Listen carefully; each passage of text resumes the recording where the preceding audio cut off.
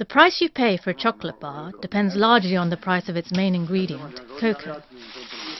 For the last 5 years, chocolate manufacturers around the world have been worried about cocoa supplies, of which more than 70% comes from Africa. I went to Ghana, in West Africa, to find out what multinational cocoa traders, chocolatiers and NGOs are doing to try and resolve the situation.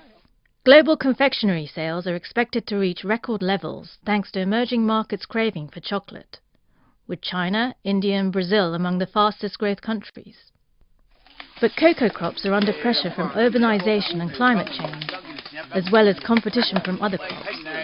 The global cocoa market has had a supply deficit for 7 out of the last 10 years, and the International Cocoa Organization forecasts consecutive deficits in the coming 5 years.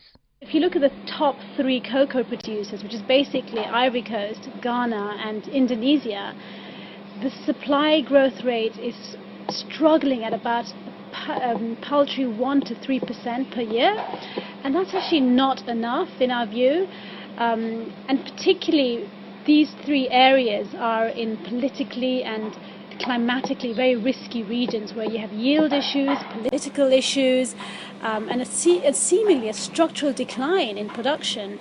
In order to improve productivity and help farmers deal with funding issues, cocoa traders and chocolate manufacturers are investing. I visited communities where Olam International, an agricultural trading house, is running a $1 million 3-year project run in partnership with the Rainforest Alliance, an environmental NGO. So it's important for us from a business context to have these win-win partnerships established and to be able to impact the productivity on the farms, to be able to help improve the livelihoods of the cocoa farmers, create more vibrant cocoa communities, and on the other end of the chain to be able to meet our customer demands, which are increasingly around quality, around traceability and around our ability to manage the supply chain. So it does make a lot of business sense. Farmers on the program, which promotes environmentally friendly cultivation, are encouraged to develop supplementary incomes such as keeping bees and selling honey.